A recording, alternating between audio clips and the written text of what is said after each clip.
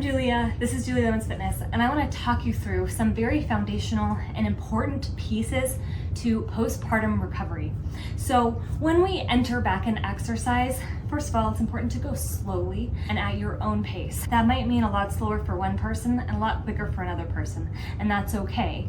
You have to meet your body where it's at. Not push it too hard and cause more injury or pain, and also push it enough that you're able to encourage adaptations. So that being said, the most important part of a postpartum corrective exercise program is genuinely going to be your core connection. And I know that you already know that your core health is going to be really important and crucial to help yourself recover from postpartum, but I'm going to go into a little bit more detail so you understand exactly what I mean. When you breathe in, you create pressure in your abdomen when oxygen fills up your torso. Where that pressure goes depends on the ability of your core to control and manage that pressure. This can be affected by any movement that you do. So you could do a calf raise and it could cause an issue in the canister of your core. You could also do that and have no issue, but be completely unable to do a plank or a crunch or something like that and maintain healthy pressure management in that canister of your core. So what you need to do, first of all, is be cautious so you don't ever want to experience pain in anywhere in your pelvic or your core region. So that's your first no-no. Second, you don't want to experience any coning or doming of the abdomen.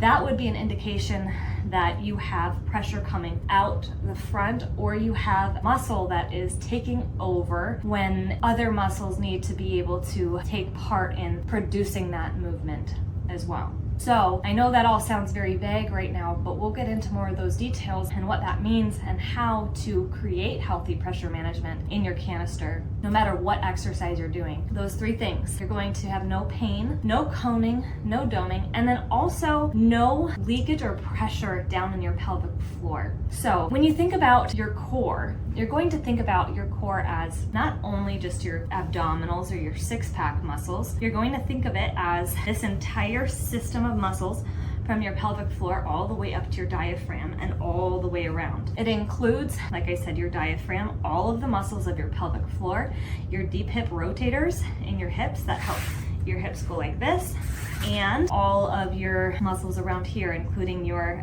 external and internal intercostals, the muscles between your rib cage, your abdominals, rectus abdominis, your paraspinals, your obliques, internal and external, and your transverse abdominis. And you want to have functionality in every single one of these muscles to have a functional core. If you can get all of those things working together in sync whenever you produce any kind of movement or you do anything that's load bearing, including lifting up your own baby, then you will have good pressure management and good core health. The fifth thing that's really important to note when you're participating in any postpartum corrective exercise or postpartum program, whether or not it's made for postpartum mamas, maybe it's just a group fitness class, you are going to want to make sure that you're able to maintain proper alignment.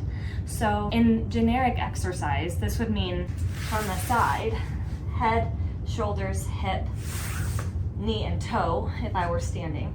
And from the front, toe, knee, hip alignment. However, when you are postpartum, you've had a lot of pressure out here in the front of your belly and in your abdomen. You've also had a baby who's been pressing up on your diaphragm, making it really difficult for your diaphragm to expand. And you've also had a lot of pressure on your pelvic floor, especially if you gave birth vaginally. So all of these things need to be considered when looking at your posture. And different people deal with the stress of pregnancy and childbirth, beautiful as it may be, in different ways. So if you had, like me, a baby that was all out front, or maybe just a big baby, maybe you had twins, it's really common to see an issue with the rib cage in postpartum moms because we have a lot of space that needs to be created here in the core and in the abdomen. Our rib cage has to kind of come out this way. When this happens, That means that we are essentially stuck in a state of inhalation. So one of the first things you need to do is actually reactivate your external and internal intercostal muscles. But while doing that, you don't want to put so much pressure on your pelvic floor that you're causing leaking or pain or prolapse down here. So everything needs to be taken in stride and everything needs to be mindful. So if you do something and it just doesn't feel quite right, you need to go back a step, cover your basics first, and then you can continue on and progress that exercise. So we will be going through a large series of exercises to help to restore your core postpartum that will go along with your exercise program to support your strength training in all of the different areas that you will be strengthening.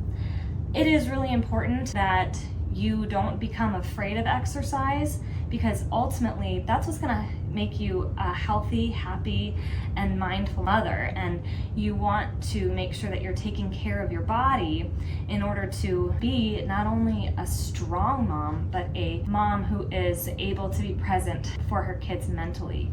When we don't take care of ourselves, it becomes really difficult for us to actually cope with motherhood and all the stresses that it comes with. It's beautiful, but it is stressful. We will be working through those exercises, and then I will give you information about how to tell if you need to work on certain core exercises or if it's something that you need to skip. It just depends on what your body is doing, and that will determine what you will focus on and what you will add to your own personal regimen to bring into your routine and create adaptation and create healing. So I hope this was helpful. Please look for the following video in this series so that you can continue to learn about how to strengthen your core from your pelvic floor up to your diaphragm and all the way around, and how to re-enter into functional exercise as a new mom.